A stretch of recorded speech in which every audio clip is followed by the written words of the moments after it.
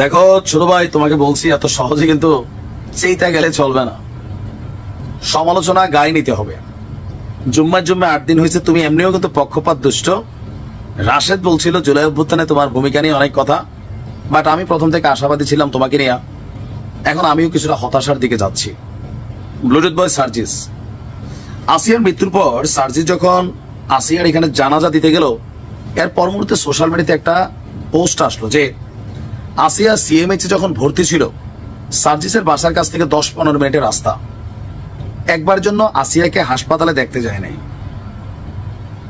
যখন আসিয়া মারা গেল, মাগুরাতে গেল আসিয়ার এই ছোট্ট শরীরটা, তখন জানাজাতে অংশগ্রহণ নেওয়ার জন্য, একটু ভাষণ দেওয়ার জন্য, ফুটেজ খাওয়ার জন্য সার্জিস মাগুরা গেল। প্রায় 150 কিলো রাস্তা দূরের, কয়েক ঘন্টার রাস্তা। তবে তার জন্য যাত্রা সহজ ছিল। সার্জিস আবদার করছে, পাইয়া গেছে। তাও সার্জিস জানতো না এমন কিছু ঘটবে। ঘটনার প্রেক্ষাপট হচ্ছে হেলিকপ্টার নিয়ে। আমাদের এই ছাত্র উপদেষ্টারা যারা কয়েক মাস আগেও চপ্পল পায়ে রিক্সায় চড়তো, আজকে তাদের জন্য র্যাব ফ্রিতে হেলিকপ্টার দিয়ে দেয়। তারা বলছেন তাদের চাওয়াটা কোন লেভেলের। আলাদিনের একটা চেরাক পাইছে তারা। জনগণের মধ্যে সার্জিসের ভূমিকা নিয়ে বিভিন্ন প্রশ্ন কিন্তু তৈরি হয়েছে। আর মাঝখানে যে আসিয়া সিএমএইচে ছিল, তুমি জিন্দা আসিয়া দেখতে যাও নাই, আসিয়া মরার খবর পেয়ে সিএমএইচে গেছো।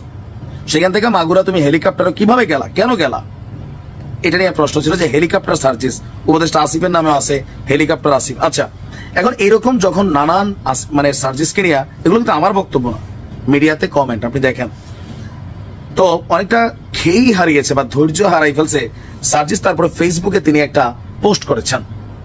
তো আমরা যে এই ভিডিওটা দেখছি অলরেডি সামাজিক যোগাযোগ মাধ্যমে, যে তারা হেলিকপ্টারে নামলেন, এখানে হাসপাত ছিল, সার্জিস ছিল, আবার মামুনুল হক সাহেব ছিলেন।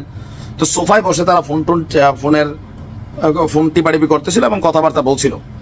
তো গতকালকে এই সমালোচনার পর তিনি বললেন, ফেসবুকে এসে ক্লিয়ার দিচ্ছে সার্জিস, যখন শুনলাম আসিয়ার নেই তখন সিএমএইচে ছুটে গেছি।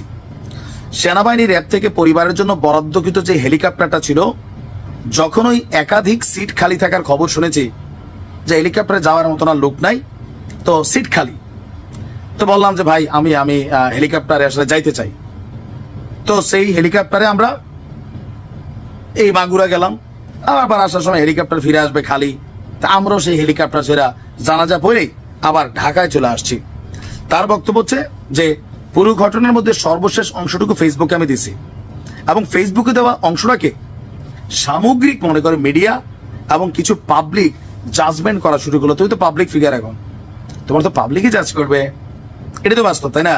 আমাদেরকে পাবলিক ধরে না কমেন্টে, মন মতো না হলে, এটাই তো। তার বক্তব্য হচ্ছে তার মানে আমরা যতটুকু সোশ্যাল মিডিয়া কিংবা গণমাধ্যমে প্রকাশ করি ততটুকুই হচ্ছে বলে আপনারা মনে করেন? জি, আমরা এটাই মনে করি, এটাই সবাই মনে করে। তুমি তো ব্লুটুথ বয়, বোঝো না? বোঝো বোঝো, নতুন নতুন। তারপর সে বলছে অর্থাৎ আপনারাও আসলে ফুটেজের দিকে তাকিয়ে দেখেন। অবশ্যই জুলাই আগস্টে খেপাইছে তো এই ফুটেজ। জুলাই আগস্ট থেকে এই যে পরিবর্তনটা কি হয়েছে, ফুটেজে হয়েছে। মানুষ ফুটেজ দেখছে, মানুষের ভিতরে গোসা আসছে, জিদ আসছে, সরকারের পতন করছে। ফুটেজই মেইন এখানে, তবে ফেক ফুটেজের ইস্যু থাকতে পারে। আচ্ছা, তারপর বলছে আবার যদি কোনো কিছু না দেই তখন মনে করেন কিছুই করা হয়নি। কি অদ্ভুত, আসলে অদ্ভুত। বাঙালি জাতি কতটা অদ্ভুত তুমি এখনো বোঝো নাই। তুমি বোঝো না আমার কাছে, তাও মনে হয় না তুমি ব্লুটুথ বয়। সার্জিস অভিযোগ করছে জনতাকে, দিলে বলেন ফুটেজ মুখী, আর না দিলে বলেন কিছুই করিনি। আপনাদের এই ডাবল রূপ কবে একটা সিঙ্গেল রূপে পরিণত হবে? হবে না। আমরা ল্যাঞ্জা বাঁকা জাতি। তুমি তো বোঝার কথা, ছাত্রলীগ করছো, ব্লুটুথ বয় চাপে বইরা করছো, বলছো যে হলে থাকছিলাম। আবার ডাকসুতেও ছাত্রলীগের প্যানেল থেকেই সার্জিস একমাত্র ছেলে যে বিজয়ী হয়েছিল সম্ভবত কোন একটা হলে সর্বোচ্চ ভোট পেয়ে। এত না বোঝারও কিছু নাই।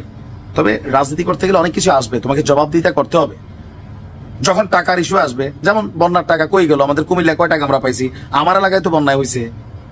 আমরা ব্যক্তিগতভাবে মানুষকে দান সদকা করছি, লক্ষ লক্ষ টাকা আমরা ব্যবস্থা করে দিছি, ঘর বাড়িতে টিন দিছি আমরা নিজেরাই। আমার একটা সংগঠন আছে, সেখান থেকে 130টা পরিবারকে আমরা টিনই দিছি।